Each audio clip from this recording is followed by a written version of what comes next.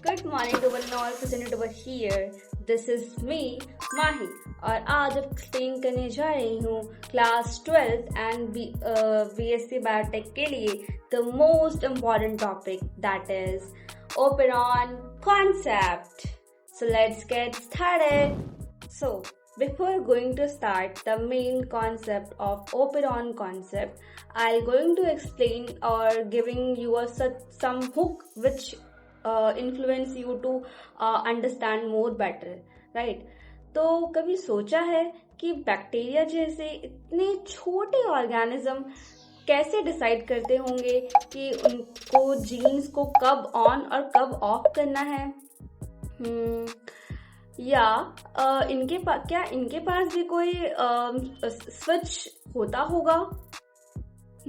सोचने वाली बात है। ठीक है, इसी कॉन्सेप्ट को आज हम जानेंगे इस वीडियो में, जो कि बायोलॉजी का जीनियस सिस्टम है, दैट इज ओपेरॉन। सबसे पहले हम एक सिंपल बात समझते हैं। सेल के अंदर हर जीन हमेशा एक्टिव नहीं होता है। अगर हर जीन 24/7 काम करे तो इससे क्या होगा? बहुत एनर्जी वेस्ट होगी, बहुत एनर्जी सेल अपना वेस्ट कर देगा। तो इसीलिए बैक्टीरिया के पास एक स्मार्ट कंट्रोल सिस्टम होता है जो अपने हिसाब से जीन को ऑन करती है या ऑफ करती है अपने जरूरत के हिसाब से, और इसी सिस्टम को कहते हैं ओपेरॉन सिस्टम। ओपेरॉन डीएनए का वो सेक्शन होता है जिसमें कुछ रिलेटेड जीन एक साथ ग्रुप्ड होते हैं, ठीक है। और इस ओपेरॉन में मेनली 3 पार्ट्स इम्पॉर्टेंट होते हैं, जो कि प्रमोटर है पहला, दूसरा प्रमोटर, देन ओपेरेटर, देन फिर स्ट्रक्चरल जीन्स, ठीक है। अब प्रमोटर का काम क्या होता है? प्रमोटर में मेनली आरएनए पॉलीमरेज आके जुड़ता है, और ओपेरेटर में ये एक स्विच की तरह होता है। अगर अब इसको और डीप में बाद में बताएंगे, आगे इस वीडियो में बताऊंगी। बस इतना याद करना कि ओपेरेटर एक स्विच की तरह होता है, ठीक है। अब आता है स्ट्रक्चरल जीन्स। स्ट्रक्चरल जीन्स में अलग अलग में 3 अलग अलग प्रकार के जीन्स होते हैं। एक तो structural gene Z, gene Y, gene ZYA, then एक जीन Z होता है, एक जीन Y होता है, एक जीन A होता है, ओके। ये एक्चुअल प्रोटीन्स को बनाने के लिए एक इंस्ट्रक्शंस रखते हैं। कौन? Structural gene, okay.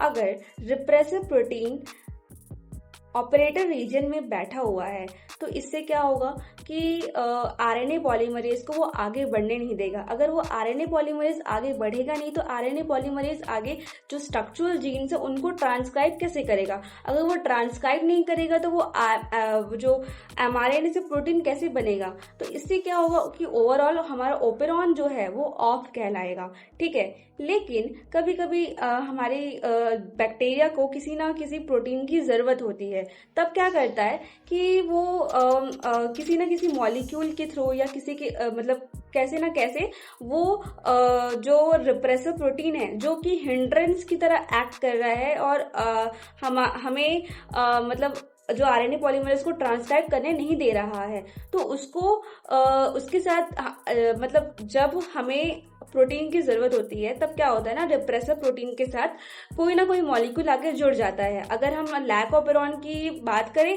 तो वहां पर इंड्यूसर काम करता है जो कि लैक्टोज होगा, वो आगे हमारे रिप्रेसिव प्रोटीन के साथ जुड़ जाएगा। अब ओपेरेटर रीजन में बाइंड करने वाला कोई रहेगा ही नहीं, हमारा रिप्रेसिव प्रोटीन ही नहीं रहेगा ओपेरेटर रीजन में बाइंड करने के लिए। तब क्या होगा? आराम से हमारा आरएनए पॉलीमरेज इजीली काम कर सकेगा और जो स्ट्रक्चरल जीन्स है उनको ट्रांसक्राइब कर सकेगा, जिससे क्या होगा कि हमारा ओवरऑल ओपेरॉन क्या कहलाएगा? ऑन कहलाएगा। That's it. बात करते हैं मैकेनिज्म ऑफ ओपेरॉन रेगुलेशन, जिसके अंदर 2 सब टॉपिक आते हैं। पहला तो इंड्यूसिबल ओपेरॉन और दूसरा रिप्रेसिबल ओपेरॉन। इंड्यूसिबल ओपेरॉन का कॉन्सेप्ट मतलब इसका एग्जांपल क्या होगा? Lac operon. और रिप्रेसिबल ओपेरॉन का एग्जांपल क्या होगा? TRP operon. इंड्यूसिबल ओपेरॉन के बारे में और डिटेल समझाने से पहले मैं एक चीज बता देती हूँ कि ये जो आगे का कॉन्सेप्ट है बिल्कुल इजी है। जो अगर पिछला कॉन्सेप्ट समझ गया तो ये बस चुटकी बजाने वाला कॉन्सेप्ट है, कुछ नहीं है, बस थोड़ा उसके एग्जैजरेटेड पॉइंट्स है और उससे ही रिलेटेड कुछ पॉइंट्स है, ठीक है। तो इंड्यूसिबल ओपेरॉन में क्या होता है, इंड्यूसिबल ओपेरॉन में दो सिचुएशन आता है जहां हमारा एब्सेंस ऑफ इंड्यूसर होगा और एक प्रेजेंस ऑफ इंड्यूसर होगा।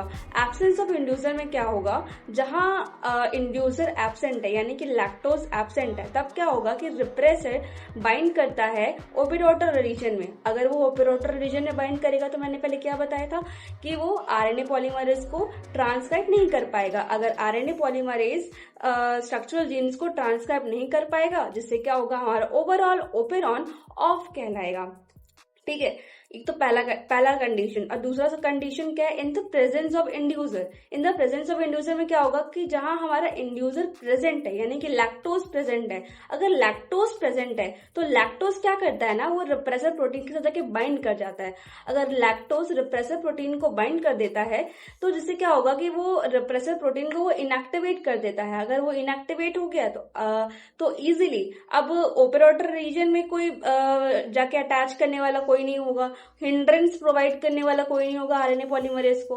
तो RNA polymerase easily structural genes को ट्रांसक्राइब कर पाएगा, जिससे क्या होगा कि हमारा ओवरऑल ओपेरॉन ऑन कहलाएगा, बस और कुछ नहीं है इस इंड्यूसिबल ओपेरॉन के पहले कॉन्सेप्ट में, ठीक है। अब हम आते हैं सेकेंड कॉन्सेप्ट जो कि रिप्रेसिबल ओपेरॉन, जो कि टीआरपी ओपेरॉन होता है। इसके एग्जांपल में मेजरली हम इसी को देखते हैं, ठीक है। तो इसमें भी दो कंडीशन होंगे, एक तो एब्सेंस ऑफ कोर रिप्रेशर और प्रेजेंस ऑफ कोर रिप्रेशर।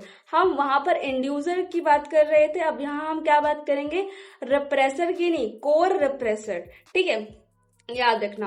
अब एब्सेंस ऑफ कोर रिप्रेशन में क्या होगा, जहां पर हमारा रिप्रेसर प्रोटीन इनएक्टिवेटेड होता है, मतलब कोई ना कोई कुछ ना कुछ कैसे ना कैसे करके रिप्रेसर कोई मॉलिक्यूल रिप्रेसर प्रोटीन को इनएक्टिवेट कर देता है। अब इनएक्टिवेट कर देगा तो जिससे क्या होगा कि हमारा ओपेरॉन इजीली मतलब हमारा आरएनए पॉलीमरेज इजीली हमारे स्ट्रक्चरल जीन्स को ट्रांसक्राइब करेगा, जिससे क्या कहलाएगा कि हमारा ओपेरॉन ऑन है।